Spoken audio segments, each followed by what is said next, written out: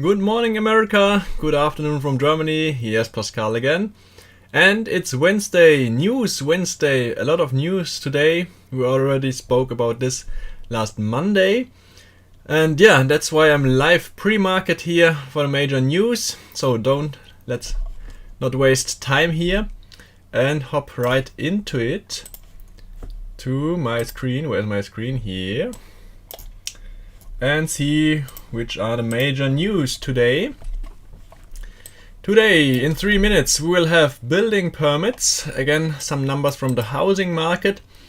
Let's see if the numbers are lower than expected, and this will be good for the market. And if they are higher, then it's bad, because as you know, we are talking about inflation and inflation risk, and everyone wants to see that inflation is coming down. Then we have in about 30 minutes core durable goods, so more inflation data here.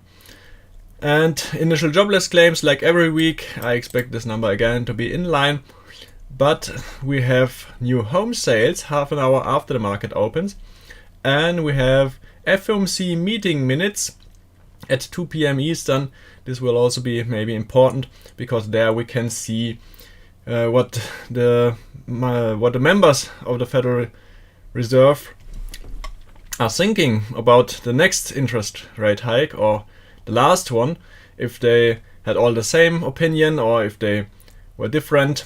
And this can be sometimes more interesting than the speech of Jerome Powell right after the meeting.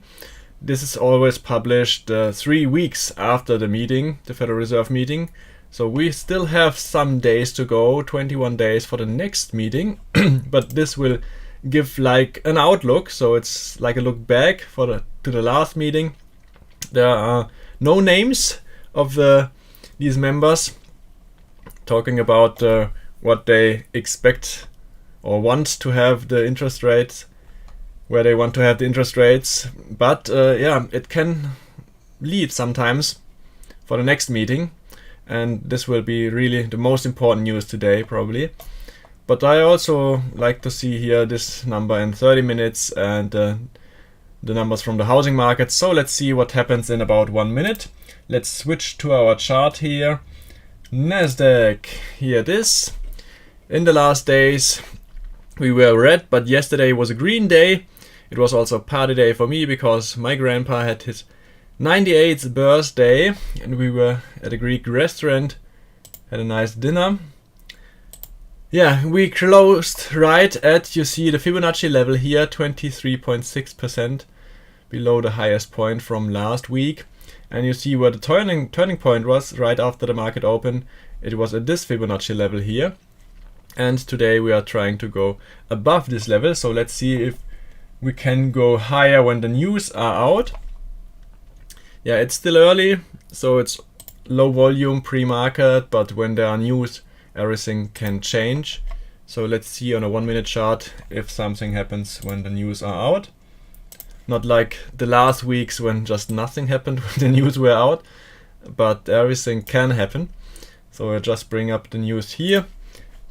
And let's see some major levels. We are at the high point, so the next important level will be 11,800, psychological round level here.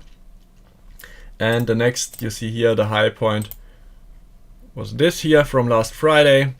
So maybe this one will be important to the upside, and to the downside probably the low from yesterday. And the Fibonacci level, you see it did hold already 3 times here, so next time will be important, because maybe we will break through below.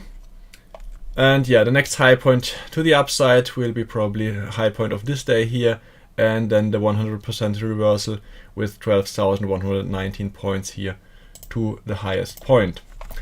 1 minute left for the news, or 2 seconds left for the news. Let's see what happens. And let's see the news, of course.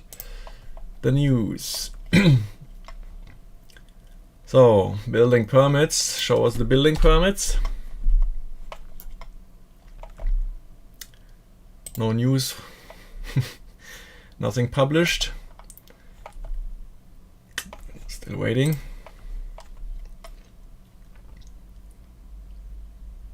Nothing major happening here.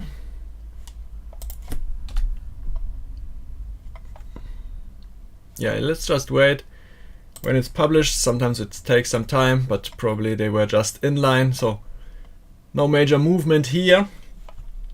But let's talk about some other things like energy prices. I have here natural gas. Where's my chart? Natural gas here. So natural gas is already 6% up today. We talked about this on Monday when it was a big green candle. Yesterday it went up again, and now we are making higher highs. You see these huge volume bars here, so prices are rising, and we are trying to make a reversal here from the downtrend. We had here this bottom building phase, and now we are making higher highs, so it's a good sign for higher price levels. And also implied volatility is rising, so there's a lot of fear that prices will move higher and will move higher fast. Yeah, I have still my short put position, so it's good, it's in my favor. The only thing which is not in my favor is the rising implied volatility. This is working against me a little bit, but my position is already in the green with 49%. So yeah, it's good for my position, and I'm waiting for a high point to build, and then I will hop on a short call. You will get a lot of premium at the moment because of this high pressure in the prices and this fear in natural gas market. And winter is coming, so a lot of winter storms maybe can cause higher price levels here. It's a little bit different in crude oil. Where is my crude oil chart? Here's crude oil. Crude oil is going down today, 2.5%. We had this huge movement here on Monday, when there were these rumors that the OPEC will give more oil on the market, but then they went out and said, no, these are false news, fake news. We won't hire the amount of crude oil. We will still stick to this 2 million per day shortage that we discussed last time. It will hold until the end of next year, and then the price went up right away. We talked about this in a closing stream, and these were the news which caused here this huge green candle, and then we could manage to stay at these levels. Yesterday even move a little bit higher, but today prices are a little bit dropping. So let's see how far we will drop here, and if we will retest the lows. My crude oil position is a little bit in the red today, but overall it's still 31% in the green. I sold 59 strike puts. Okay, let's come back to Nasdaq chart again. See if something happens. Not really. No major movements here. See if the news are out now. If it was a false, maybe if it was a false timeline here. Could also be. Sometimes the times are not correct. Sometimes they have a typo in there, but doesn't matter. We can talk about a lot of things here today. So if you have some questions, just ask them in the live chat here, and I can answer them. We can also look at some other stocks, or maybe at volatility index first. Just take some water. So this is VIX volatility index, indicating implied volatility on S&P 500, and here we see the implied volatility for the next 30 days of S&P 500, and you see that it's coming down for the last week, so there's less fear. This means normally that markets tend to rise, but it can change quick when there are major news, and these news are bad. Then you see how quick there can be a change of direction, and implied volatility can rise again. The fear can come back again, because we are at really low levels now. I can show you on a monthly chart. You see we are right at the 20 levels, and 20 levels were low levels for this year. We were lower. We were already at 15 levels last year, but for this year 20 level is really a low level. And yeah, some market participants use these levels to go into new calls, just buy in calls because they are cheaper now, and to be prepared for a drop of the market maybe. and then rising fear here in VIX index, because now it is cheaper than the last weeks. The question from Rocket is, could we see a rally before the end of year? Yes, of course we can. It's normally the best time. The fourth quarter or the last months of the year is what we call a Christmas rally. It's just common to have this, and if the numbers fit in what we want to see, then we can have a rally, of course. It was what I was speculating on. I wanted to enter a position, but maybe I was a little bit too greedy. We talked about this level here, the 50% Fibonacci level, but as you can see, market is strong. We just pulled back here to the 9 EMA and could already manage to close above. We hit this first Fibonacci level here, this 38.2 Fibonacci level, but we managed to hold this level to go higher again. You see, yesterday we were barely at this 20 EMA line on a day chart, and we managed to close right below this Fibonacci level, and now we are trying to go above.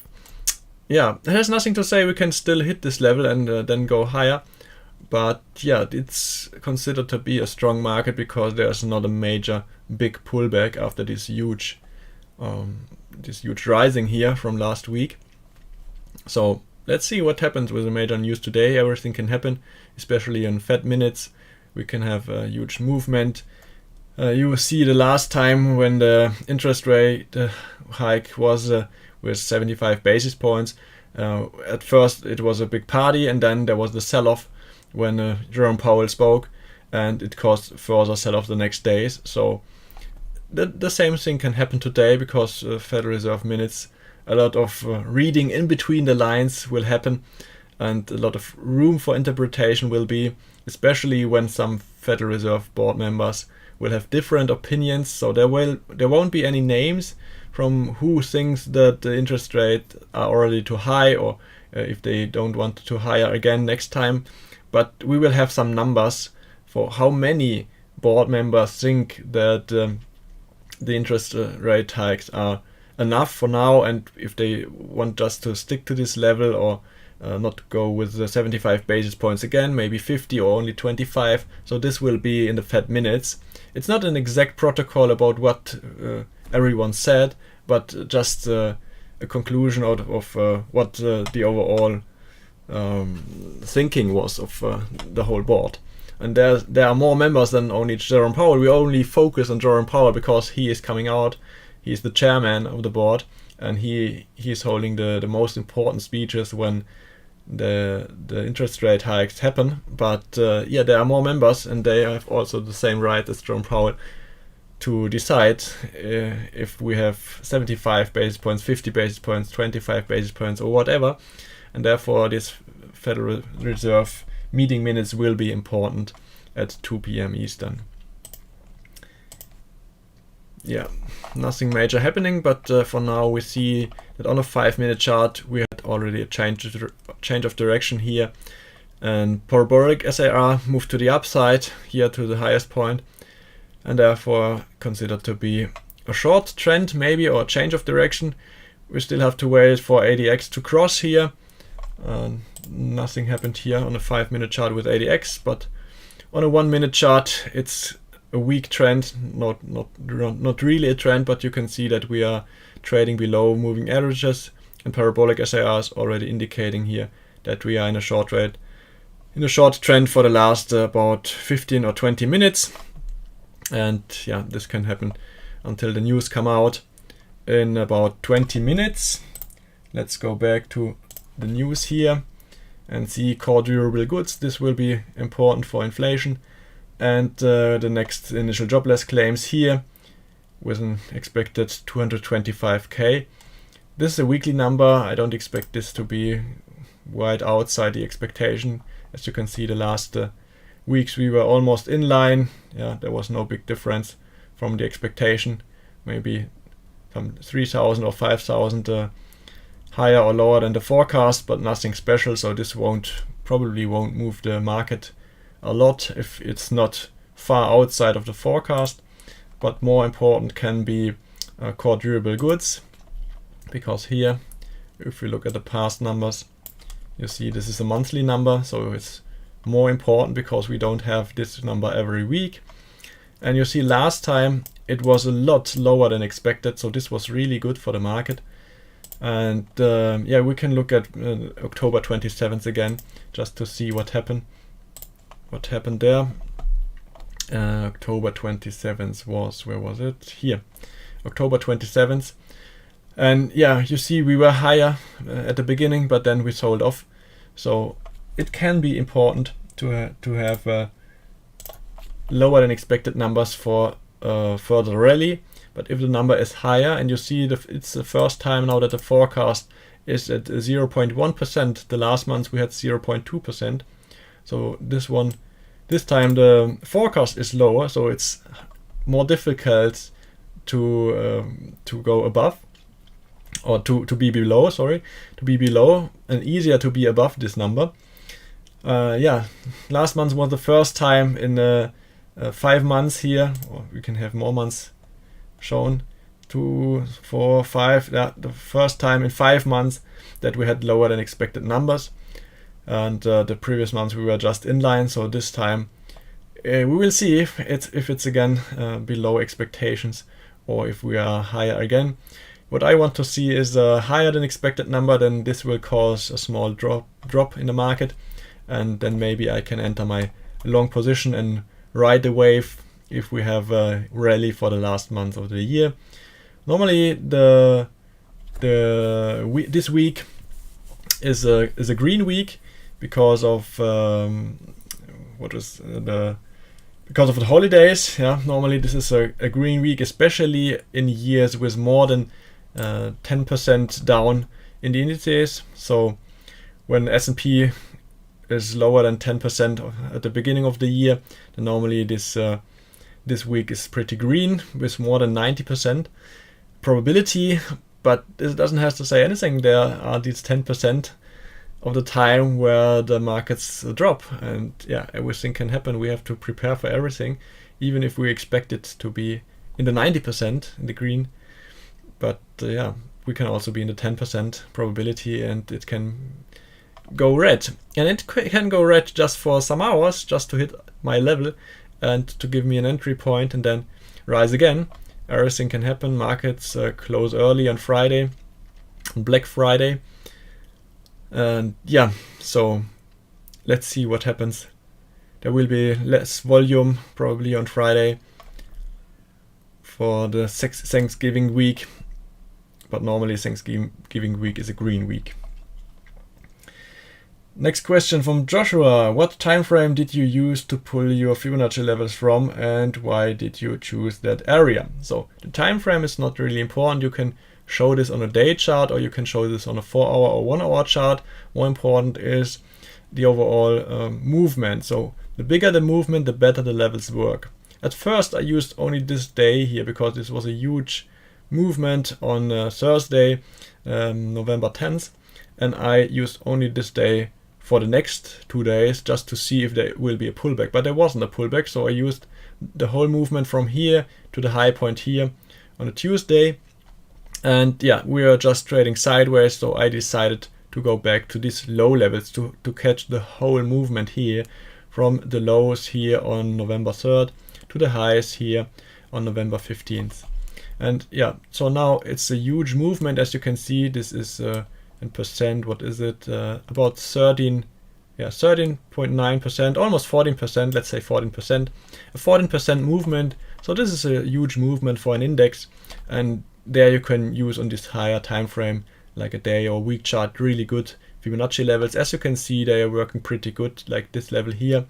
And you can see that in if you look at the past days, you see that the other Fibonacci levels were also working.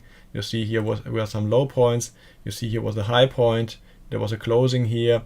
And yeah, can be interesting to have Fibonacci levels on higher time frames. You can also use it on a 1 or 5 minute chart, but possibly these levels won't say a lot. So therefore I like to use them on huge price movements to the up or downside on higher time frames. You can also use it here like on a week chart, and then draw from the last high point here in August down to the low point here in October. So this is this would be a better level, because you would have an even bigger movement here on a higher time frame, like a week chart. But it makes only sense if you want to have the levels here on the upside, because we already have here in the lower range, we already have our levels. So if we make the break above these last highs, then you should draw here your Fibonacci levels to see where will be the next resistance. We can do this, just delete everything here and just draw our Fibonacci levels from the lows to the highs, just to see here where are the levels. And you see this last high point was right at the 50% Fibonacci. So we already had the 50% correction, and now we are waiting for the pullback. So it was a smaller pullback for now, still staying above 9 EMA, but it can change. So we can still pull back further and then go higher and break the last highs. As you can see on a week chart, parabolic SIR is still above the chart here, so it's still a downtrend. And here on ADX, it's also a downtrend, but not a really strong one. But you see that DI minus, the blue line, is above the purple line, and this means that yeah, it's still downtrending, but not a really strong downtrend. And as soon as we go above this parabolic SIR dot, or close above this, so closing the end of the day above one of these dots, this can cause more buying pressure, and more buyers come stepping in the market and pushing the prices higher. But you see this dot at the moment is at a higher point than the last high here, and this is a weekly chart, so it takes some time to hit these levels here. But it's important and relevant for swing traders like me, because I'm in my positions for about 5 to 10 days, so this chart can also be interesting, and these levels can be interesting. And you see right at the psychological 12,500 level is the next Fibonacci level. So this is why I always say look at these important round levels. And you see here 13,000. This was the last high point on September 12th, where the last Federal Reserve meeting, I think it was the CPI data, yeah. It was CPI data came out here on this day. There was a huge drop, really red day. I think this was 4 or 5% down. And yeah, this was the high point right at the beginning of the news. And yeah, this will be the next level to the upside if we manage to hold 12,500. So you see, these Fibonacci levels can be really important, because also if you don't draw a Fibonacci line here, the others will see these important levels, because it's around psychological level and because we had previous highs here. So a lot of traders will respect these levels, and therefore you will see some resistance here probably, but it's still far away. So we have 700 points to go to these levels here, not to the first level. We have about 350 points to this level. Yeah, but it can happen sometimes fast. When we have major news, then we sometimes have 300-400 points movements on one day. So everything can happen, and that's why you have to prepare for everything. Let's move to a higher time frame again and just draw our levels here. The high point of the day and the high points of the last days, just to see where the resistances are. So you see high point of this day, pre-market here, and high point of Friday is here. So this could be a major resistance zone here. We already also had on Thursday the highs here at this level, and the next high point would be here at the high points of November 16th, and then next level would be the 100% correction to the high points of November 15th. To the downside, again this level here, you see we managed to close above this here. We hit it already 3 times on 3 days, and this will be an important level. So there's a lot of room to the downside. This Fibonacci level will be important, because you see it already reacted as a support level pre-market during Asian session, but as soon as we go below, we have a lot of room to the downside here for further sell-offs, like we had here on last Friday. You see there was the sell-off. We catch this in a live stream. I wanted to scalp a small trade here at this level, but yeah, I missed it by 0.75 points. So this happens sometimes, yeah. But I'm not a real scalper, but I just wanted to show during live session. And yeah, if you want to rewatch, just look for the live stream from last Friday at the market open. There was this huge movement to the downside because also there were no major support levels here from previous day, and you saw how far we dropped. This was here the low point from previous day where 1 hour before the market closed, and you see this level could hold as low of the day, and then we went back to VWAP level. Yes, that's why you have to look at the past days for major support and resistance levels, and maybe you can also draw some Fibonacci. So if you want to use it on a smaller time frame, you can also draw Fibonacci levels from this high point to the low points of yesterday. So this can also be interesting. Let's use it here on this time frame. Maybe not a lot of traders will use it on the smaller time frame, but it can also be important. You see now a Fibonacci level is right here at the closing of yesterday, at the high point of yesterday, and here will be the 100% correction if we go below these levels here. And there's this red line you see, this was also a closing level here from last Monday. So yeah, you can use it on different time frames, but I like to use it on the highest possible time frames, which makes sense because of huge movement. So this is also not a bad movement here, but it's only 4.8%, 4.9%, so not so important like the other one we have drawn first. Yeah, so now you can draw a lot of lines. You will have a lot of levels here, but you will have to know which are the most important ones. And the most important ones are those levels which are at round psychological levels and which hit major support or resistance levels in the chart. If you're just using the chart without any lines, then these levels will be considered to be important. So the low levels for sure will be important, the high level for sure will be important, but for now we are trading here in a sideways trading phase. Therefore there can be a lot of levels because of the closing prices and the high points from the last days here. So it's not really what I want to use. The more important thing for me is still this Fibonacci area or level here from this last high point to the last low point of the past weeks. And these are the lines I will respect. And yeah, you see we are right at the major resistance level. We can go above if you've seen in the last days, but maybe close below. And if we see some weakness, then these two levels will be the next important two levels on the downside. Okay. Appreciate the explanation. Is there a time when the Fibonacci is, say, invalidated or completely to when you would redraw? Yeah, of course. If we move above, higher than this level here, then where's the sense in using it? Because these levels are not in place anymore. If we are at higher levels, then okay, of course you can use Fibonacci extension. You see here, this is the 161.8% level, or it's called minus 61% because this is considered to be 0, but it doesn't matter. It would be the same level if you draw it from the low point to the high point or from the high to the low. Doesn't matter. The lines are always the same. Just the numbers here change. So this would be a Fibonacci extension to the upside here, 61.8%, and here you see 161.8%. These can also be used, of course, but I would just redraw as soon as we go above these levels.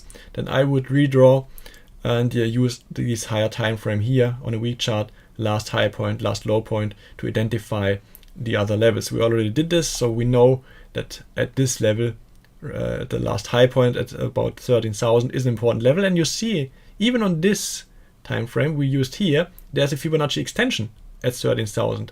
So this will be an important level, whatever you do. If you don't use Fibonacci's, you will see that there was a high point and it's around psychological level. So this level will have significance, yeah, and it will be important.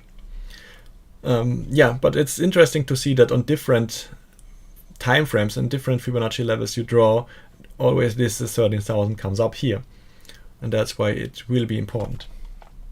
But I just won't use Fibonacci levels anymore if we are above or below this area, or if it's too long ago that the high and low points happen. So if we are at Christmas, so this low point and this high point won't be relevant anymore, and if we are still trading sideways here.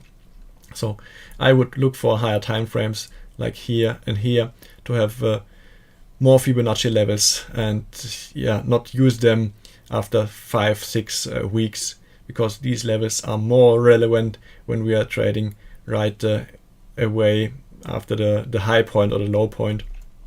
And if the movement was fresh, then it's more important and has more significance.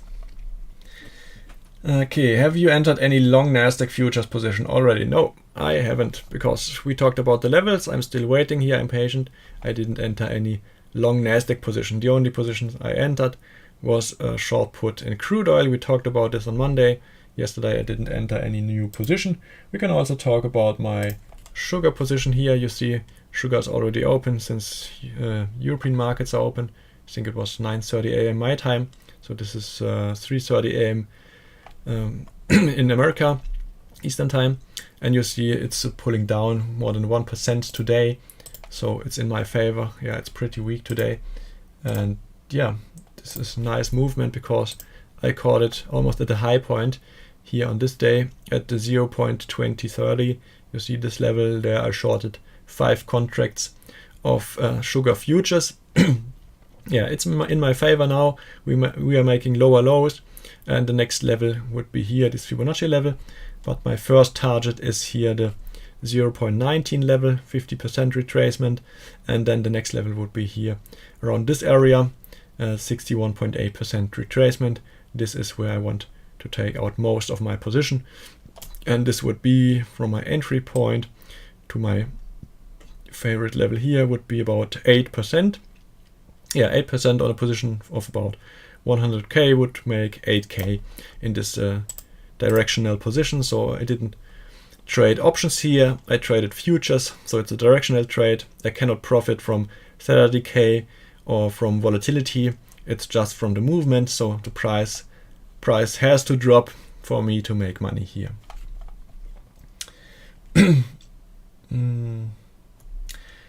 Can someone let me know the Fibonacci levels that Pascal mentioned? I'm using a small screen, cannot see the price well. I only heard he mentioned 11,800. What are the other levels? Yeah, I can again talk about these levels. So let's move to the lower time frame here to see the levels again. Oh, let's use a 4 hour, maybe better. So which are the levels? So the high point is here on November 15th at 12,118.5 was the highest point here. It's not drawn exactly at this level. You see it's just 1 point below the high point because I won't hit these levels exactly when I draw here, but it's not really important because we know it's not an exact science. It's just about to know where this level will be at around which level this Fibonacci line will be. And the low point here was at 10,636. So I drew these Fibonacci levels between these 2 points here. The first Fibonacci level here, sometimes difficult to see when it's within the chart, 23.6% is at 11,765 points. Then 38.2% level is at 11,548. So you see we just moved barely below these levels, but it was then a support level and we could manage to go above again. So sometimes this just happens to trigger some stop losses here right at these Fibonacci levels, and then buyers come in again, and now this Fibonacci level here acts as a resistance. You see we are just above this level, but we also were above this level here and managed to go back below. 50% Fibonacci level is 11,372. This is where I want to enter my long position. I just choose to step in 3 points above this level just to be sure if we just barely don't hit it. 11,375 is my entry point where I want to take on my long position. Then we have 61.8% Fibonacci level. This is 11,196, so almost 11,200. And 76.4% Fibonacci level is 10,978, so just below psychological 11,000 level. And then you will have the next level is the low point. So I don't hope we will get back to this low point, but yeah. So 50% is what I want to see. This level is also okay. If we see it, I will go in with more, but I don't want to see this level below 11,000. This is not a good sign, and this would show weakness. So what I want to see is just 50%. We see this in 50% of the time, a 50% correction, and this is what I want to see to enter my long trade, to have a better risk reward ratio, and yeah, to make more profits to the upside, to have less risk to the downside. If we go back to the 61.8% level, it's also okay. It's the 11,200 points level, and I will take on more to my position just to lower a little bit my entry level, but I don't want to see to go at this level or below. That's why here will be my stop loss below this 11,000 level. So I have about 350 points of risk to the downside, and to the upside my first closing level will be the last high point, maybe just to take out a smaller part of the position. So here I have about 700 points to the upside. So this is a nice risk reward ratio of 1 to 2. And then I will let my winners run for higher levels. So the next, we already talked about this, is the 12,500 level or 13,000 level. So here I have more room for more profits, and I will just let my winners run to these levels. And yeah, as soon as we go above the last high point, it's looking pretty good, pretty decent. And around Christmas, we should reach one of these levels here. And if not, then I can still close my position within the first week of the new year, just to be sure, because I still expect the market to drop again, that the recession will be higher than expected. Okay, let's see, the numbers came out. We have some movements now here. You see higher and lower. We're talking too much. That's why I missed the numbers here. Core durable goods were higher than expected. Oh, that's a bad sign. Let's see if we can pull back further. Yeah, it's interesting. You see it was a lot higher than expected. And yeah, also the month-over-month numbers, 1%, then 0.4% were expected. So initial jobless claims were higher than expected. Interesting to see that we had higher numbers here. But yeah, for now this is considered to be a little bit weak, and maybe we will see the pullback here on these news. Yeah, this is good for the market. This is what the Federal Reserve wants to see. Worsening job market, less inflation risk from there. When there are more layoffs and companies need less people, then this means they have less money to spend, and this means less inflation risk. But sometimes the news just don't matter. It's just a catalyst for more movement. It doesn't have to say anything. It can also be a catalyst for the price movement to the upside, even if the news are bad or worse for the market. But yeah, just let's wait and see. We still have 1 hour for market open, and then we will see more volume than now because it's still 1 hour before market open. And yeah, we will have half an hour after the market open new home sales. This will also be an important figure here. Let's go to this one here. We see the last months we had higher than expected numbers. So there was no weakening of the housing market here from this number. So let's see if this will be lower than expected the first time. You see it's still a high number. The forecast is still at the same level like the last month. So it will be interesting to see where this comes out at. Okay, see some more questions. What time frame did you use to pull your Fibonacci levels from, and why did you choose that area? Yeah, we already talked about this. You can use day chart for hour chart, it doesn't matter. The more important thing is the high and the low point, and that you have a large movement here in between these two levels. What is a good next entry price for Apple? Yeah, we can have a look at Apple price chart. Just bring up this chart.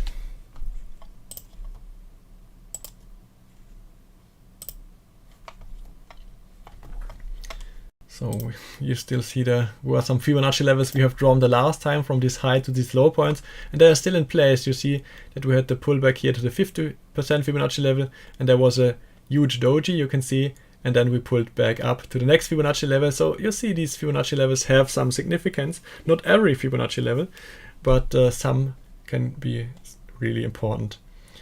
So let's go on a day chart just to see this better. So this was the high point, this was a low point, so I would use these levels here as Fibonacci. So these lines are still in place. You see we are trading sideways for several days now, so we need to have a breakout above these levels or below these levels to see further movement. As long as we are trading sideways with these small candle bodies, it's not really interesting to take on a position here in Apple.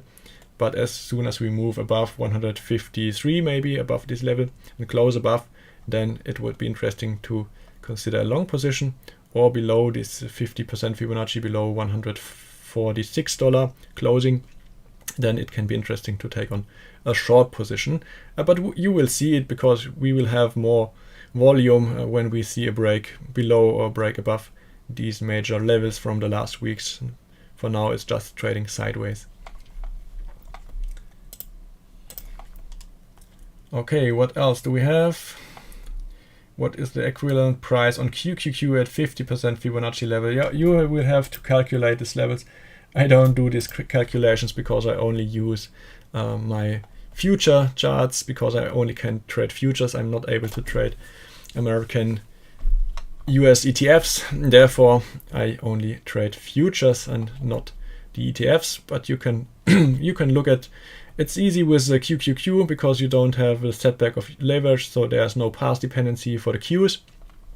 But you can use the past level here. What was it? Use the pre-market high point of November 2nd. So pre-market high point of November 2nd should be the 50% Fibonacci level, or the low point here of October 31st. You can also use this level. It was right before market opened, yeah. But you should be able to see it on the Qs with extended hours, and this level should be your 50% Fibonacci, which I see here in a future chart. Let's just do it because it's so easy. We can just have a look at it on the Qs. Oh, not the Qs here. Charts. And see on a day chart. So October 31st is, where is it? Here.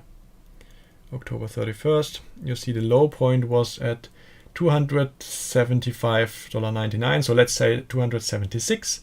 I will just draw a line, just delete these other lines. 276. 207, about this level here, 276. And let's see again, this was the low point of October 31st, and it should be about the high, what was it? The high point of November 2nd, pre-market. Here, November 2nd, pre-market. Yeah, it's now difficult to see here on this time frame. Let's see on a 4 hour. Do I have extended hours here? Yeah, extended hours are active. So we see these are pre-market levels here. Yeah, pre-market highs were about 276.50. So between 276 and 276.50, this should be your 50% Fibonacci level. You can also just draw the lines here from the high points to the low points and just see this is the 50% Fibonacci level. You see 276.55, yeah, is here the level. But sometimes it's a little bit different because the low and the high points are not the exact same like on futures, because here you have less time of trading. You have pre-market and after-market trading, but with futures you have 23 hours of trading. So the lowest points or the highest points can happen during Asian trading session, where you are not able to trade Qs because it's past the expanded trading hours, and therefore you won't see the highest points or the lowest points. And therefore I would always use future market to indicate these levels, but here it's almost the same. So 276, between 276 and 276 and 276.50. Yeah, this should be the 50% Fibonacci level, and this would mean a pullback of about 3.3% to the downside from current levels. Mm-hmm.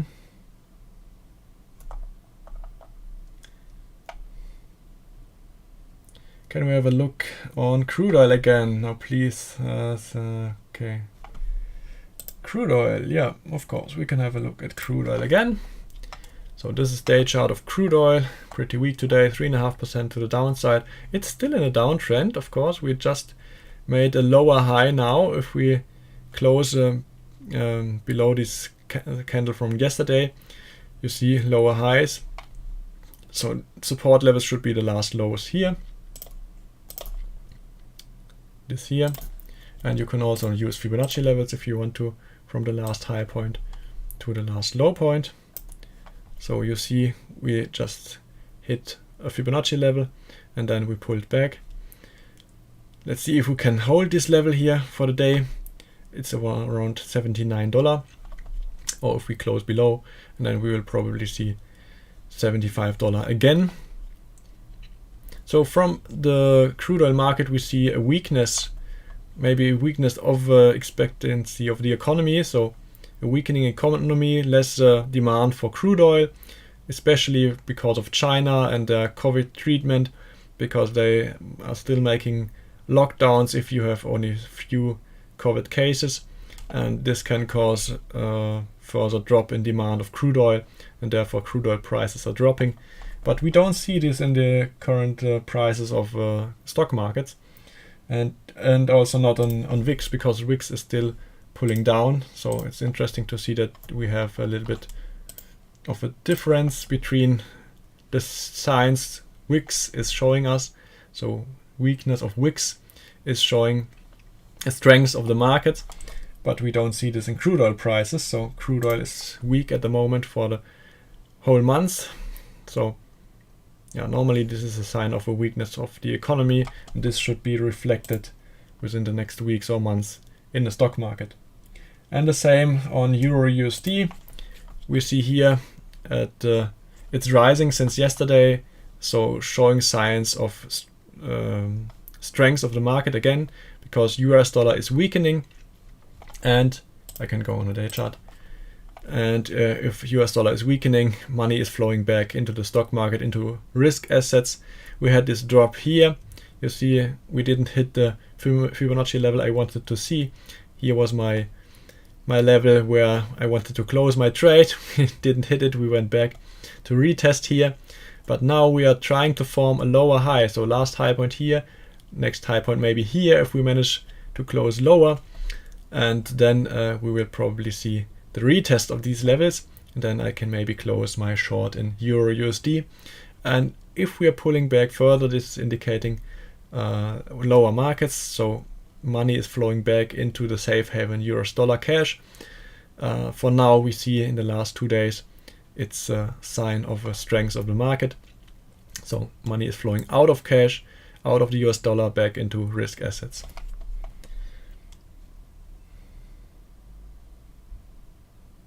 QQQ thoughts today. So I don't have levels for today.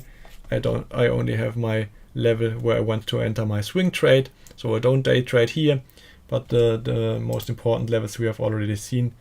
It's within the sideways trading phase here. I will go back to Nasdaq Future because it makes more sense than looking at the Qs. So we still see these important 2 levels from the sideways trading phase. So they are still in place with Fibonacci levels. And the important high and low points are also still in place. We drew some lines before, so there's no change for now. The high points here from last Friday, this will be important to the upside, and next higher point will be here, this high point here. So we have 2 important levels that will act as resistance levels to the upside.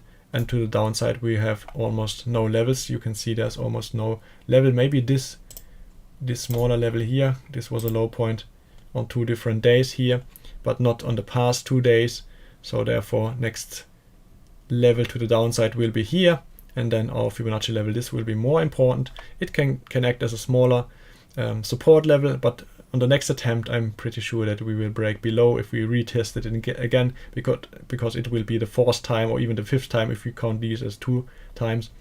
Then yeah, this is way too often for hitting this level, and then we will probably break it to the downside.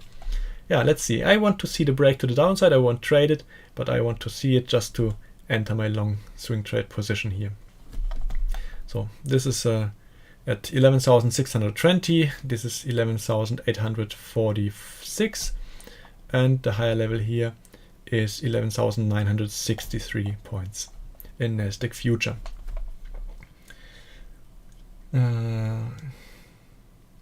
Can you check oil, please? Is it a good buy long, or it'll go more low? So I wouldn't buy in here. Crude oil is not looking really healthy. It's not really an uptrend. So last time it was better on Monday because we had this low here as a support, but for now you see it's pretty weak. So it can retest the levels again, then it would be a more interesting long, but we can see on a third attempt here the breakthrough. So everything can happen. For now it's not really interesting to enter a long trade at this level. Maybe if you want to trade a 50% Fibonacci, so we can just delete these levels here and just take this 2-day rally here from the high to the low point, so just the last 2 days. So this is Tuesday, this is Monday, just here the high point, here the low point. But you see we are already below the 50% Fibonacci, so we are already below 61% Fibonacci. So these levels don't have to say a lot if you use only this small time frame, like 2 days. And yeah, it was a huge movement. It was about 9%, not bad. But yeah, everything can happen in a commodity market over such small time frames. Therefore, I wouldn't give a lot to these levels here. Yeah, important will be the lows here. We had the lows from end of September and the lows from Monday. So this level should act as a smaller support level, so you can do a small scalp or intraday day trade at this level and just buy in here long and try to ride the wave to the upside again. But don't expect a 9% movement again, because it's still a downtrend, and if we hit this level here we will maybe see some pullback to the upside, but again we can make lower high points, and therefore I wouldn't try to ride it for a 9% movement.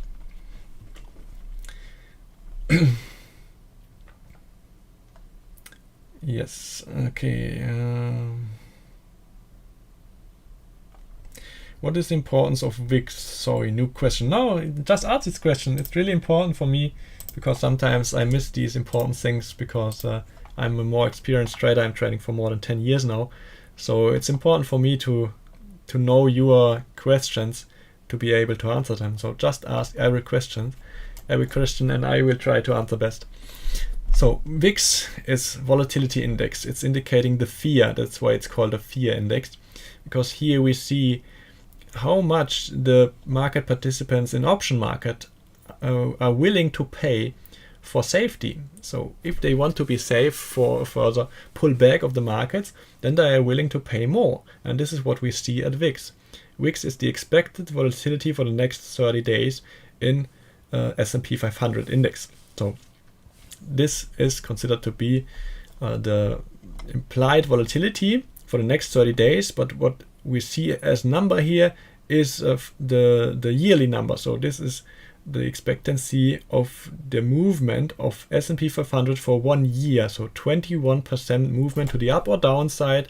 This is expected volatility for 1 year for S&P 500. But as you can see, at the beginning of October, or the mid of October, and here at the end of September, we were at higher levels. There was an expectancy of 34.5% movement for a year and of S&P 500. So there was a lot more fear than there is now.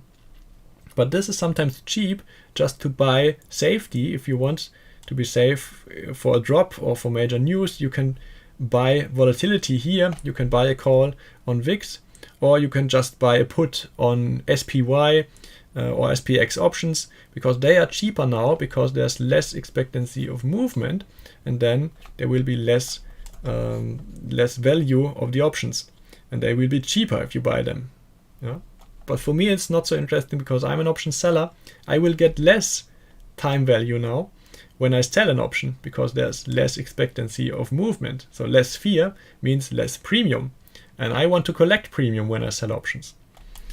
But if you want to be secured and you want to buy an option, then this can be interesting, because at lower expectancies you will have lower prices for premiums for options. So I won't do technical analysis on VIX. Some do it, but because it's derived from option prices and not traded directly, you cannot trade VIX. So VIX is just calculated out of the option prices. So when SPX options move, then VIX will move, because you will see out of the option prices the calculation for VIX index, but you are not able to trade VIX index. You can only trade VIX futures. So the future price levels expiring in 1 week and 1 month, 3 months, and so on.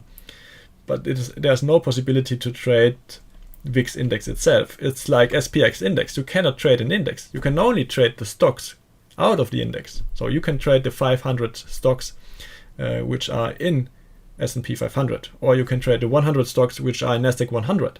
But you are not able to trade the index itself. You can only trade derivatives like Nasdaq future. So the future is tradable because it's a financial product, but the index is not a tradable product. It's just a calculated product out of the stock prices. And that's the same with VIX. VIX is only calculated out of the option prices, the fear in the option prices. When more premium is paid, then there's more fear, because the market participants are willing to pay more for safety. And this is what we can see in the VIX index. But you are not able to trade VIX. You are only able to trade future fear with future prices, future VIX. But the more important is the VIX, because it's showing the current situation, not the future situation, but the current situation, what the fear in the market is.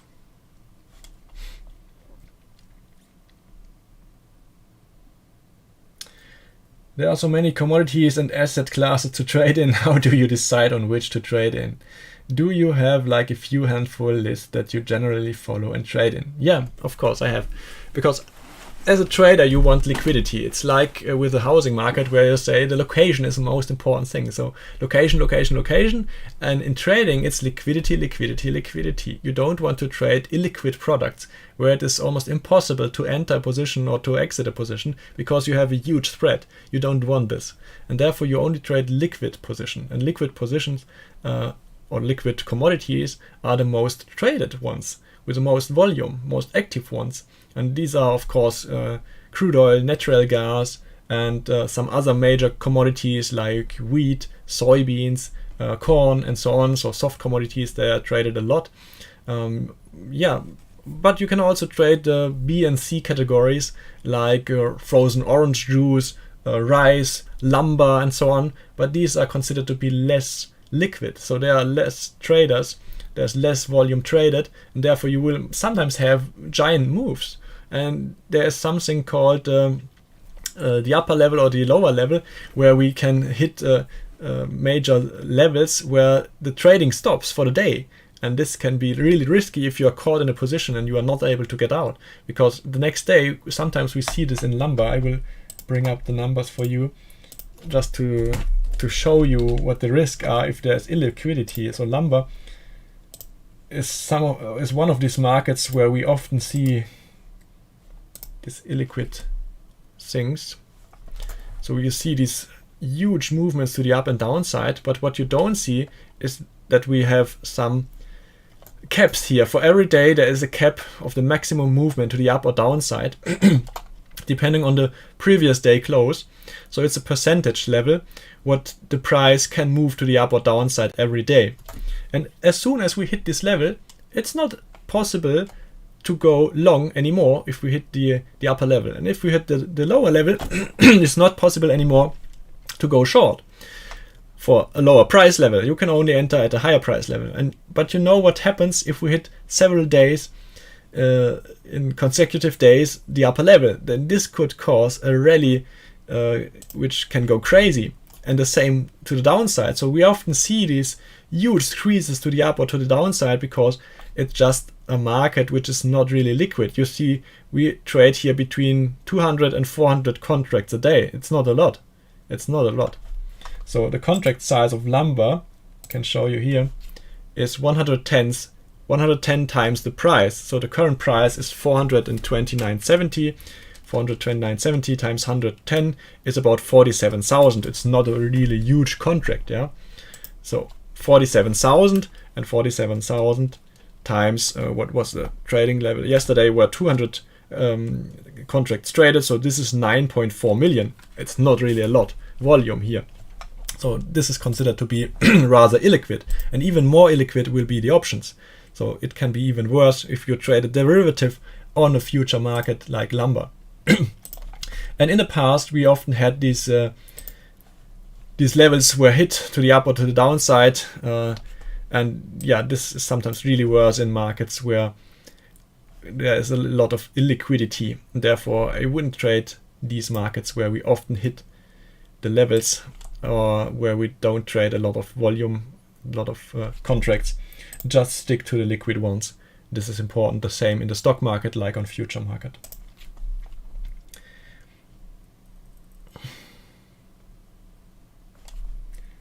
Yes, all questions are done. So let's move back to Nasdaq. 4 minutes for the full hour. Sometimes full hours are important because, as you know, a lot of candles are closing there. So let's move back to the 5 minute, and we see now the first movement is in most of the time the false one, and then we went back down again. So now we have a movement where now we have direction to the downside. We are trading below VWAP, below moving averages. The parabolic SAR was right, indicating a short trend. And yeah, we are still able to enter this short trade, like here at the VWAP. It's an interesting level to enter the short trade. Right in the last 5 minutes, there was the possibility to enter it here. Then, yeah, we had lower highs here, we had lower lows here, and at the closing of the full hour, we will see more volume because all traders on different time frames will see a closing of their candle on 1 minute, 5 minute, 15 minute, 30 minutes, and 1 hour candle will close. So we will see how these candles come out. So here on a 15 minute, we will see a candle with a small green body, but the high point will also be right at the VWAP, so acting as resistance here. And let's look at the 30 minute candle, and the 30 minute candle is just closing at the 20 EMA line. You see also important level here. Parabolic SAR is still indicating an uptrend here. We need to close below this red dot to indicate a downtrend, but you see here ADX is about to cross, not yet, but yeah, it can cross and then indicate a change of direction from an uptrend to a downtrend on a 30 minute time frame. On an hourly time frame, you see we also hit about 20 EMA line here, but we managed to close, maybe to close above 9 EMA again. And if we see further pullback, we will close below 9 EMA, and this is a sign of weakness. And if we close below this parabolic SAR dot, then we see a change of direction. Same here with ADX, we have still more room here. It's not a strong trend, we are below the 20 level, but it's still an uptrend here. But maybe if we see one more red candle on an hourly chart, then we can see crossing of ADX. Yeah, this is sometimes interesting to see on different time frames because different traders are acting on different time frames. And when we have the closing of the full hour or even the 4 hour, then this can be more important, have more relevance, and there can be more volume in the last minute before the closing and in the first minute after the closing, because some traders try to push the price levels higher or lower to show with the hourly candle a specific pattern. Or they act when the candle closes because then they step in a new position or step out of their previous position. And therefore, these 2 minutes before and after the full hour closing are considered to be important.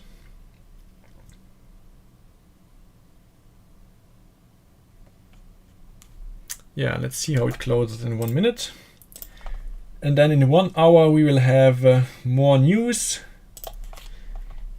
Let's see here in 45 minutes manufacturing PMI, but this is a 2-star event, and we will also have new home sales in about 1 hour. This here will be more important. Let's see if they got out the numbers for building permits. Yeah, now we see the building permits, and you see these were almost in line, or yeah, a little bit lower than expected. This was good for the market, but it was almost in line. Yeah, expectancies are not really on point here, but you see almost the expected level, so not below the 1.5 million, almost at the same level, and therefore we didn't see any movement here.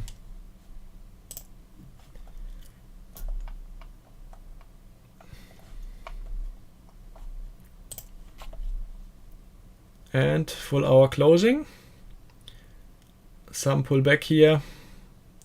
You see the red line is a Fibonacci level, 28.6% Fibonacci level. This can also act as a resistance here. Sometimes we retest these levels.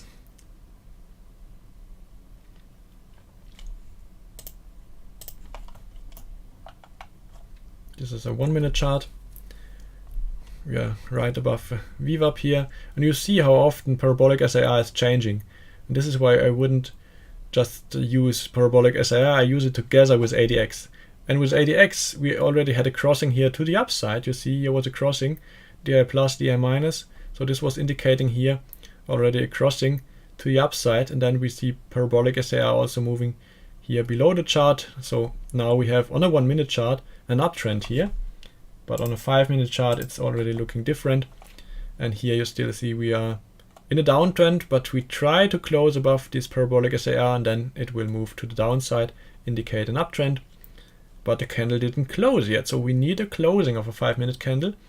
And when it closes, then we can see true direction. For now, it's still a lower low. It's still below this Fibonacci level, below 20 EMA line. And we still have 3 minutes for the closing of this candle. But we know that on a 1 minute chart, it's indicating signs of an uptrend, because the last two 5 minute candles were green. So this means we are already moving to the upside for minimum 10 minutes, even more, because here we were at lower levels, so more than 10 minutes we are moving to the upside now. But you will see more changes of direction with parabolic SIR on the lower time frames, like 1 and 5 minutes. But on 15 minutes you will see larger times here we are in one direction, because there will not be so many changes of direction, especially on an hourly chart. We are still in an uptrend here, but as soon as we close below this level, then we will see a change of direction. Same on 4 hour chart. In the 4 hour time frame you see we are still in a downtrend, as long as we don't close above this red dot here, we are still in a downtrend. Yeah, and it's just normal that we trade for a longer time at these important levels. These Fibonacci levels are important, and that's why we just try to push above and below this level. There will be a huge movements around these levels. Yeah, let's see the next 5 minute closing here.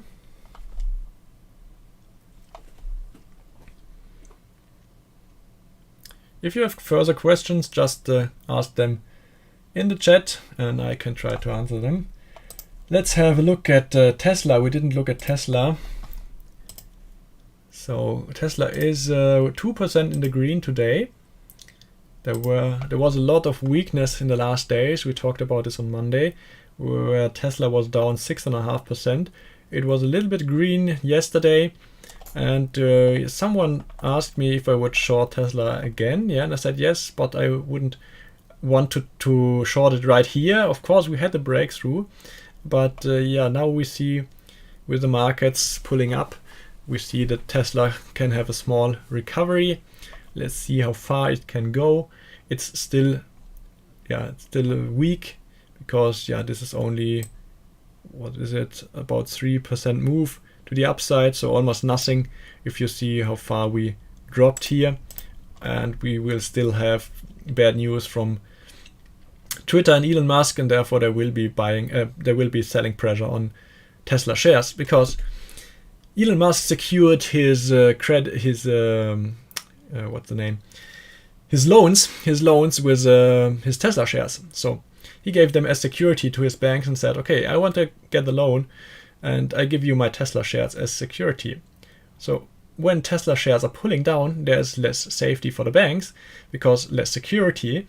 And then at a certain point, they will tell Musk, so now you have to give us more shares, or you will have to sell your shares. And if you don't do it, then we will do it, because these shares are now ours if you don't manage to comply with our system, and that then they need to have security.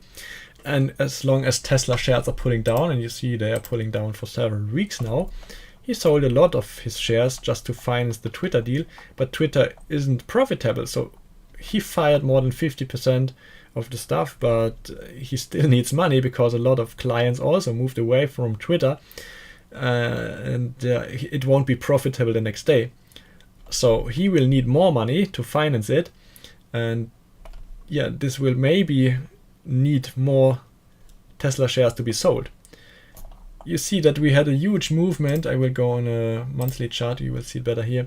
We had a huge movement to the upside here from the lows of COVID here and back in 2020, about 1,300% to the upside. And now we are pulling back from the high point. Now we are pulling back about 57%, now 58%. So it's just normal to see a correction here, but it can be a problem for Elon Musk and his loans, because he gave the shares as security to his banks. And when the security has less worth, then has less value, then yeah, he probably has to figure out another thing to secure his loans, else he will get a margin call. And a margin call is banks are calling him and saying, Mr. Musk, we need more securities here, or you will have to sell some, and then having cash, because cash is the best security, because it cannot depreciate.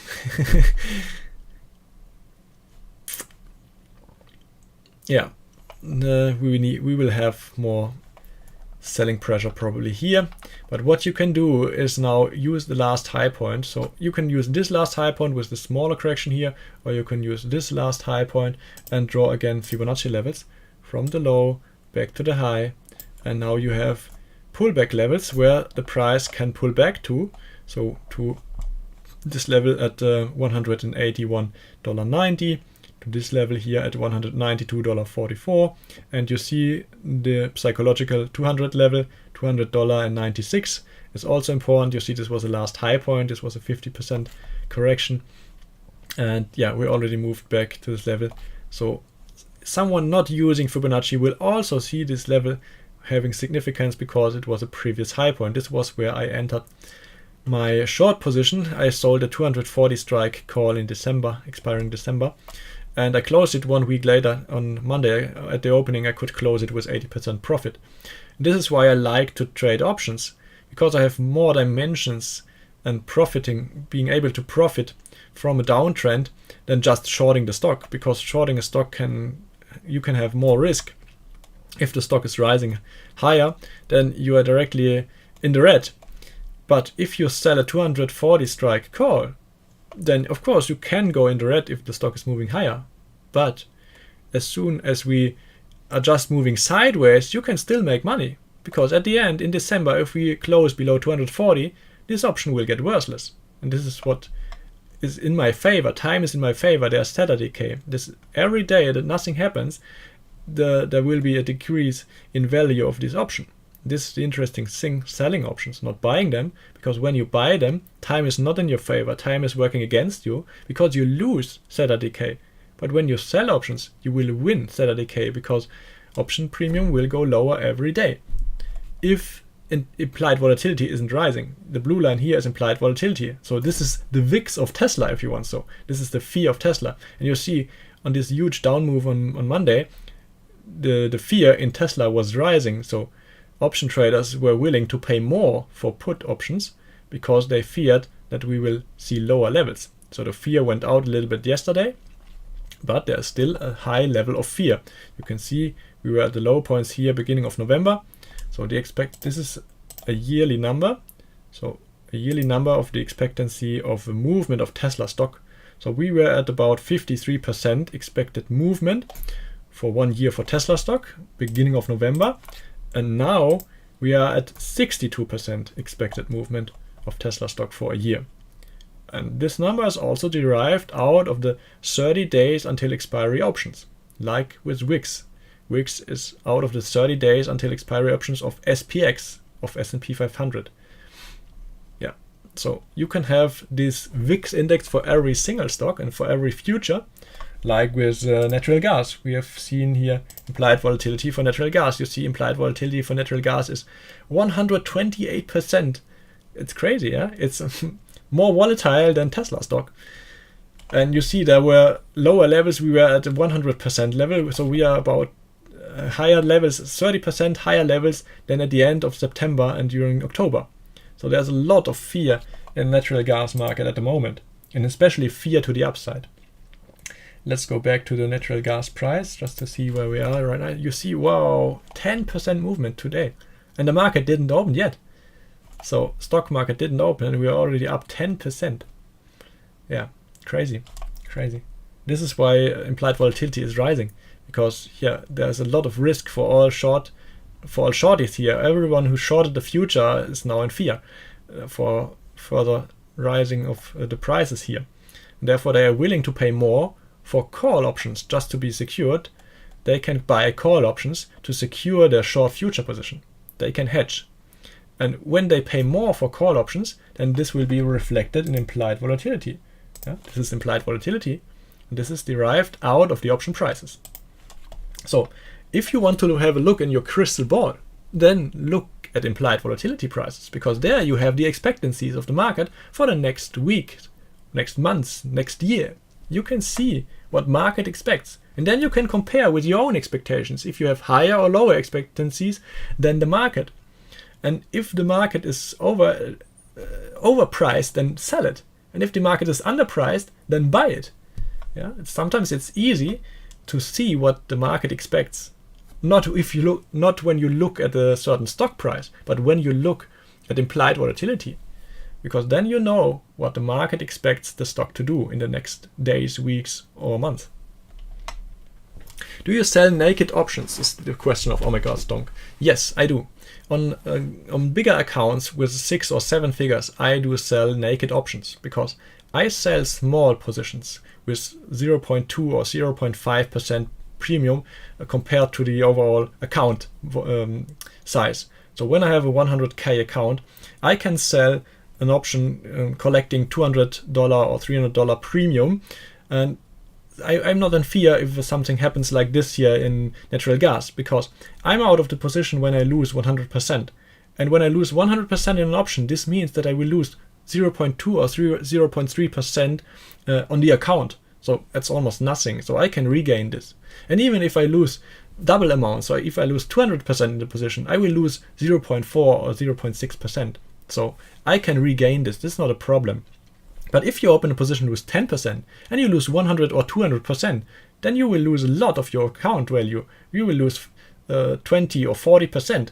And to regain this is more complicated and will take you a longer time than regaining a small part.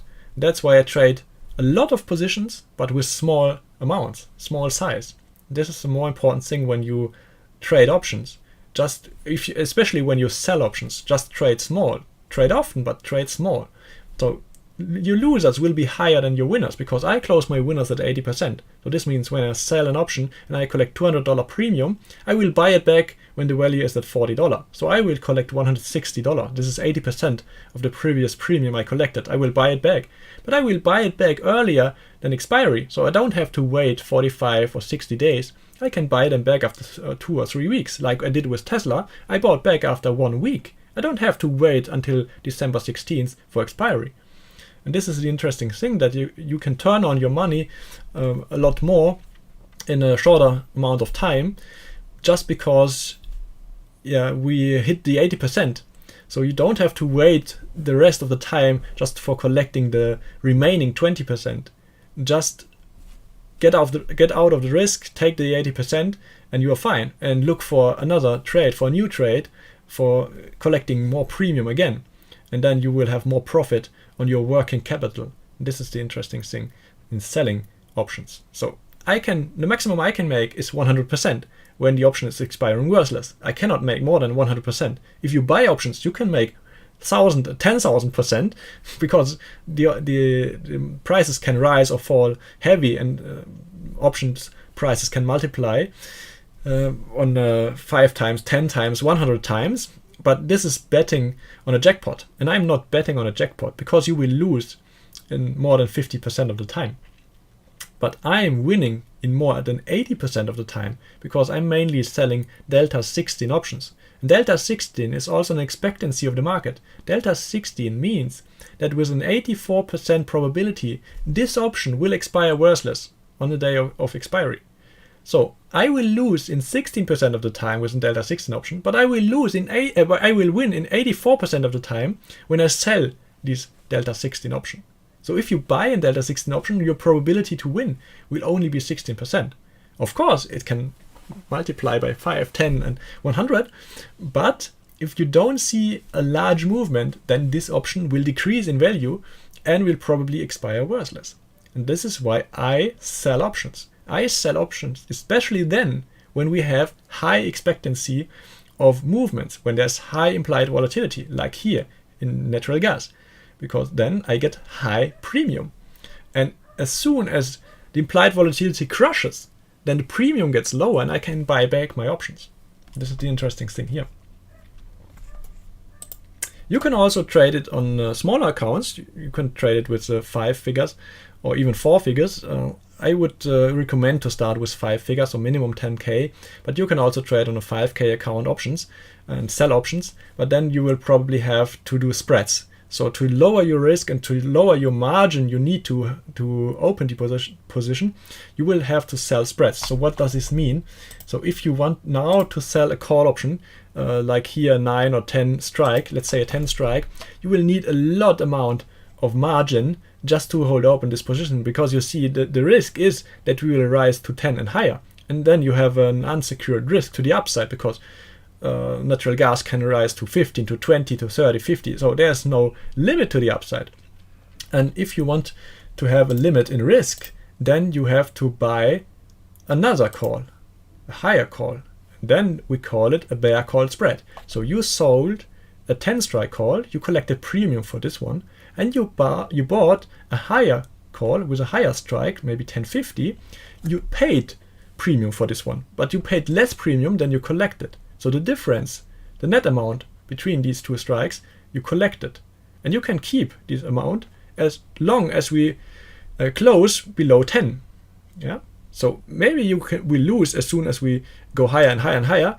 These both strikes will get worse here, but at expiry, if we close below 10 at expiry, both options will expire worthless.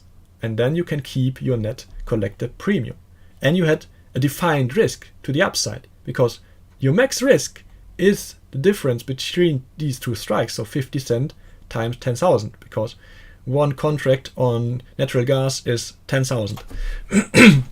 But you can lower your risk, and this is the most important thing when trading with small accounts, because the minimum position is one contract.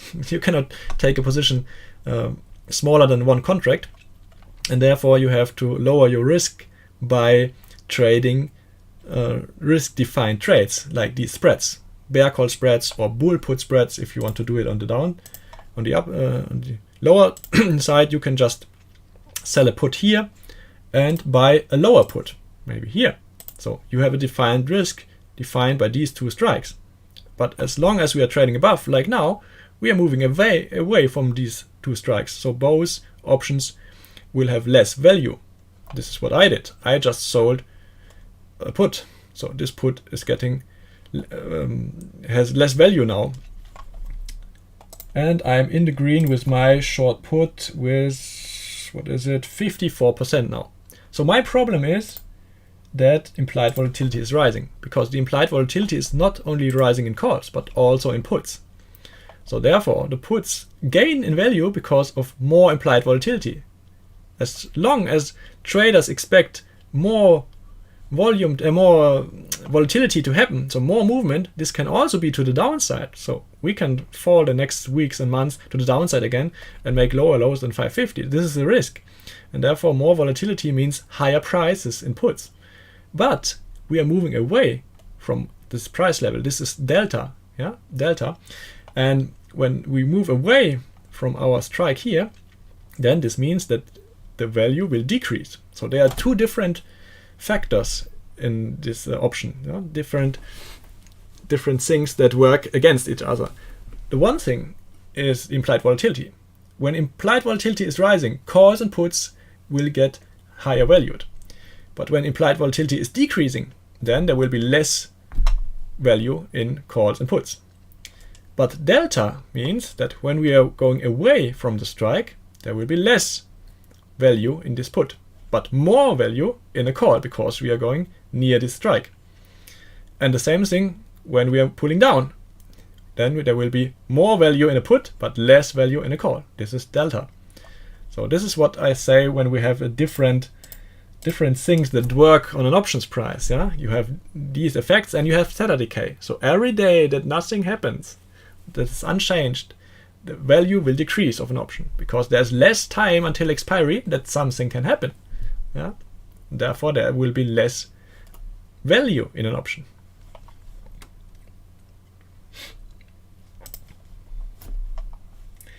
So 9 minutes until market open. Let's see market open and then maybe 10-15 more minutes, and then I will close out the live stream. We are still trading sideways right below this Fibonacci level. You see how important it is. We now managed to go above VWAP, but still trading sideways.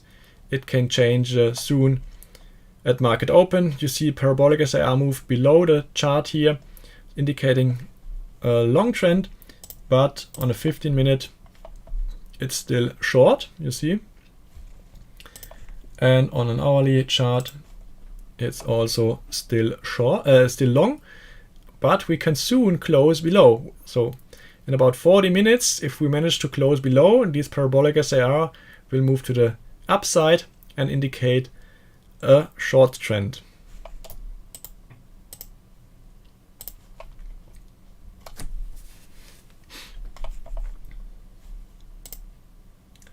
Yeah, what other positions do I have at the moment? I have Amazon. We can also have a look at Amazon, where I entered my Amazon position. So right after the earnings, there was a huge drop. You possibly can remember, 24% to the downside here. And I opened a short put position with an 85 strike. You see here, this is where the line is. I opened 85 strike put, expiry in December. And I collected, what did I collect? $1.60. $1.60 for this strike. Then we moved up again. You see here the high point of $105. We went back again and we barely touched this $85. So nothing happened. There would still be the option in play when we would move below, because there would still be some time until the expiry of 16th December 16th. But there will be time value in the option. And as long as there's time value in the option, no one would exercise the option because they would lose this time value. And yeah, this time value would be gone if we would pull further below these 85 level, maybe to 75 or 70 or 65, or if we would be 2 or 3 days just before expiry and we would be deep in the money. So deep below this 85 level, it's considered to be in the money, and above this level is considered to be out of the money. And right at the level of 85, it's called at the money. So at the strike, at the money, out of the money, above a put strike, and below a put strike is in the money. So I manage my position when we reach the strike or when we pull below a put strike. Then I manage my position because delta will increase. So there will be more risk because I sell delta 16 here, but here we are at the money, and at the money means delta is 50. Why 50? Because there's a 50% chance that we will close at expiry at this level. 50% chance that we will close above and 50% chance that we will close below. This is delta 50. But this means, delta means that your option price is going by 50 cents per every dollar the stock is moving. So $1 up means your put is losing 50 cents. $1 down means the put is going higher 50 cents. And delta is going higher and higher and higher as more as we are going into the money, as more as we are pulling below the $85 level. So I have to manage my risk if we pull below 85. So it was almost here, but we managed to go back again. You see a huge green candle. So I'm very, very happy that we didn't close below, else I would have to close with a loss, and manage my position, but I'm still in. And you see we are lower than at the closing of the earnings day here. So we are lower for, what is it, 3% lower than on the earnings closing. But my option position is in the green 19%. Why can my put be 19% in the green, meaning that the put is worth less than when I opened it? I opened it at $1.60, but the value yesterday was lower than $1.60. So why is it lower than $1.60? Because time went by. You see, there are about 3 weeks, more than 3 weeks, that we are just trading sideways. So there's less time until expiry on December 16th. And therefore there's less value in this put because of less time until expiry. And this is called theta decay. Yeah? Theta is the Greek that indicates how much your option will lose every day, every single day, if nothing changes. And here almost nothing changed. We are down 3%. Okay, this means we are moving towards my strike, but time went by. And this is in my favor because I sold this put and now it's worth less. This is the interesting thing, selling puts. You can also make money just by nothing happening. As long as we don't move below my strike until expiry, then this option will expire worthless and I will collect 100% of my premium. Yeah, but I told you that I will close my position when I have 80% of the premium. So sometimes it needs just to go back again to the previous highs.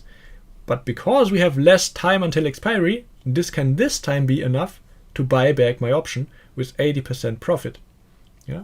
So I sold this option at $1.60. So 20% of $1.60 is 32 cents. So I will buy back this option as soon as the value of the option drops to 32 cents, because this is 20% of the previous value when I sold the option here. And then I'm out of the risk. So whatever happens with Amazon, even if it drops below 85, I'm not anymore in the risk, I'm not anymore in the position. I can just give my position to someone else, to the market maker, to another market participants, I don't know. Doesn't matter. I'm out of the risk. I collected 80% of my premium. This is how I do options trading here. So it's not a directional kind of trading. So I don't trade the direction of Amazon. I don't try to figure out if it's moving up or down. I just say I want to trade volatility. And you see the volatility dropped. There was a huge drop of volatility after the earnings because now every news was out. So there was less expectancy of movement in the stock. And that's what happened. There was less movement in the stock because there were no major news now for Amazon. And this caused the options to decrease.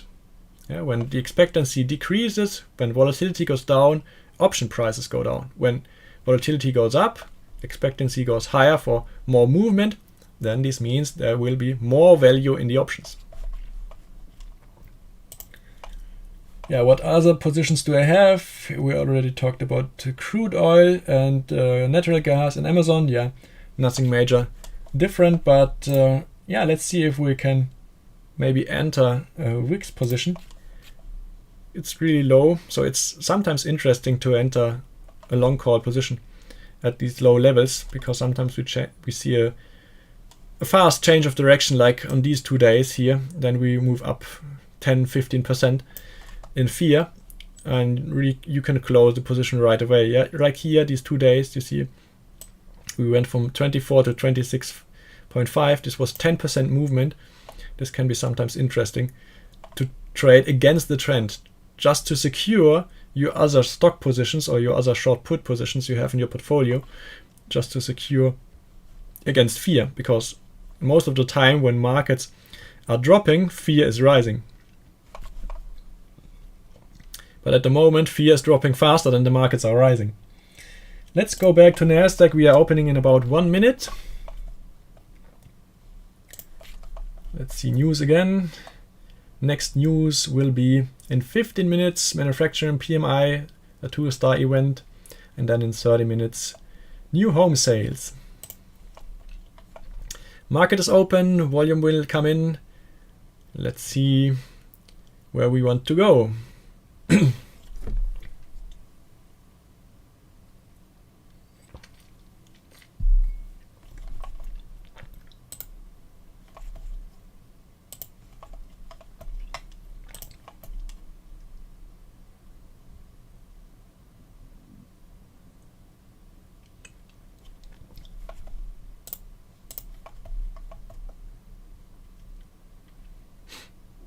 A pretty calm start into the day. Almost no movement. They seem to be indifferent. No one wants to take on position.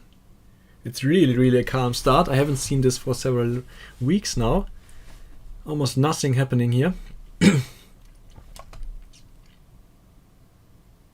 Only 5-point movement. Really nothing. Let's go down to a 1-minute chart.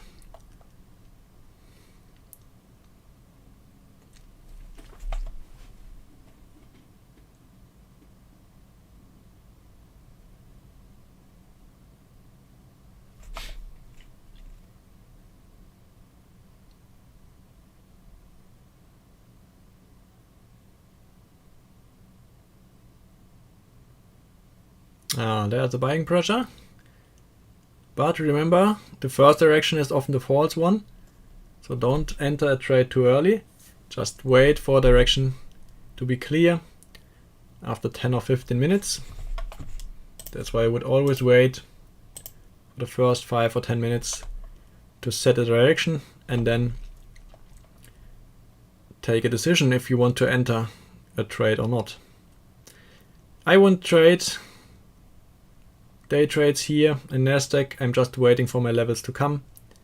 I still have to move back more than 3% to hit my levels to enter a long swing trade.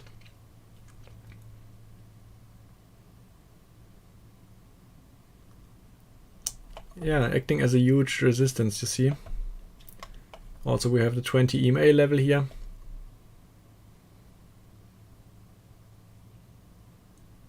Everyone waiting for the news, and especially for FOMC news 2 hours before the closing at 2 p.m. Eastern here. Unfortunately, I will not be able to live stream it this evening. So this evening my day, or this afternoon in the US, because this is 8 p.m. my time, and at 8 p.m. I will hold a German webinar about the stock market license. It's the third part of 4 parts, and it's free for everyone, but of course it's maybe not interesting for you if you don't understand German. I will talk more about the futures and options today, but it will be in German, and yeah, it starts right at 2 p.m. Eastern, so at 8 p.m. my time, and therefore I won't be able to live stream this event, but be prepared for it. There will probably be a lot of movement around this time.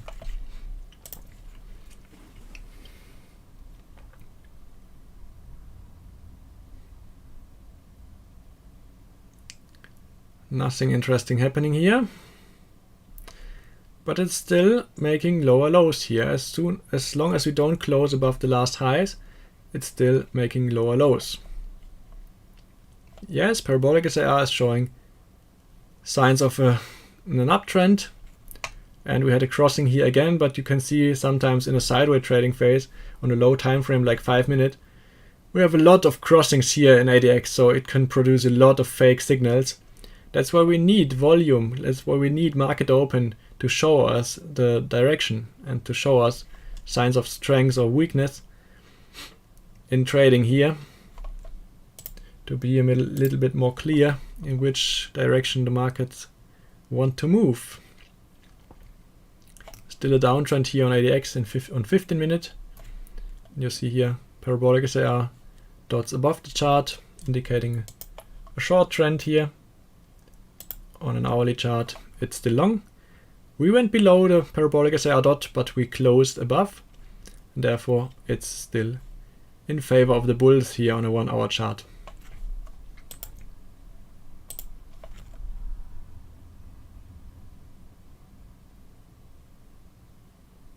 But still weak. Bulls cannot take over. They try to push, but we need to go above the last highs.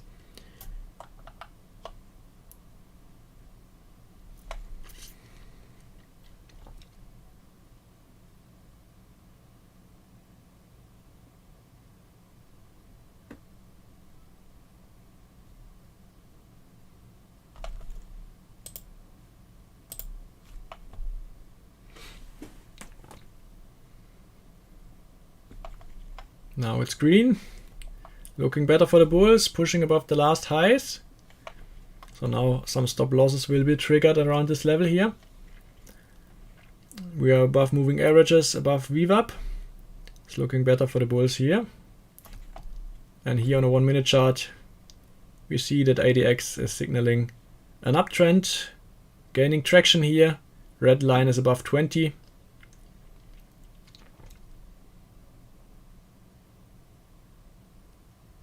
But this has nothing to say. Only 6 minutes after the opening. I would always wait for 10 or 15 minutes because we can still close below the last lows. Just triggered some stop losses and then see the turning point again. It's often the case. And we still have room until the high points from pre-market. You see here the high points. We'll show it on a 5 minute. It's easier to see.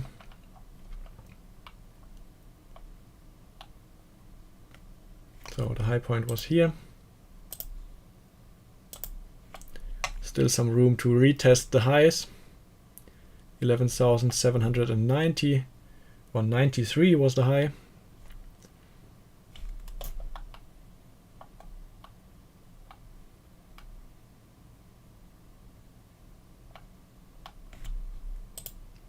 Can be interesting to take on a small scalp trade to short pre-market high. And we are there, pre-market high.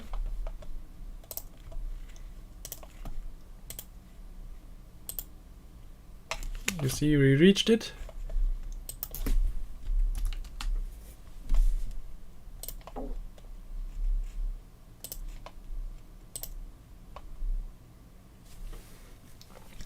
Would have already worked the small scalp here.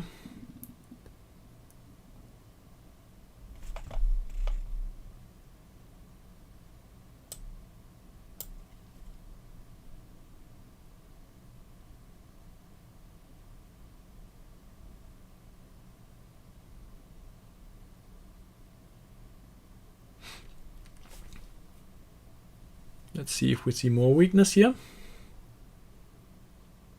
2 more minutes to close a 5 minute candle.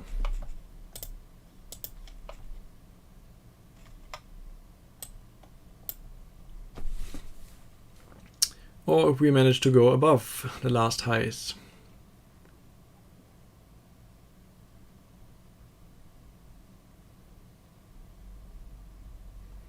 Retesting again.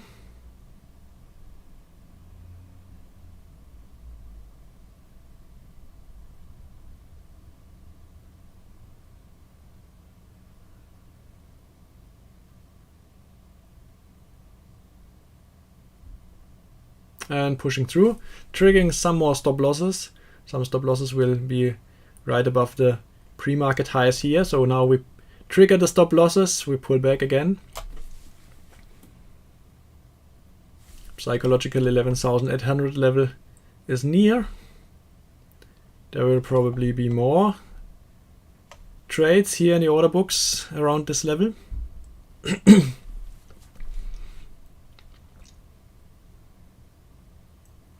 So now it's in favor of the bulls. We made higher highs, but it can be a false breakout. We can still pull below and just see a turning point with a smaller, higher high than pre-market.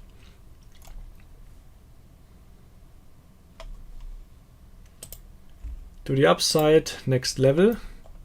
Let's see. Next level, if we manage to go above 11,800, would be here, 11,846.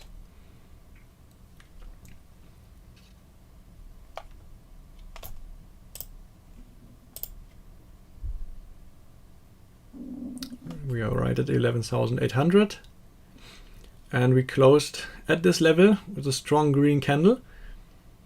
We didn't close above 11,800, can cause some pullbacks to the last highs here, and then try to rise higher. Or if it was a false breakout, maybe on a 15-minute chart false breakout, then we will probably close right below the resistance level here. So still every direction can happen, but it's in favor of the bulls for now, because you see this parabolic SAR will turn into an uptrend if we manage to close below these levels on this 15-minute chart. Okay, I think this is enough for now. I don't want to extend it for the whole day, but you know, in 20 minutes you have some more news, new home sales, so be prepared for this.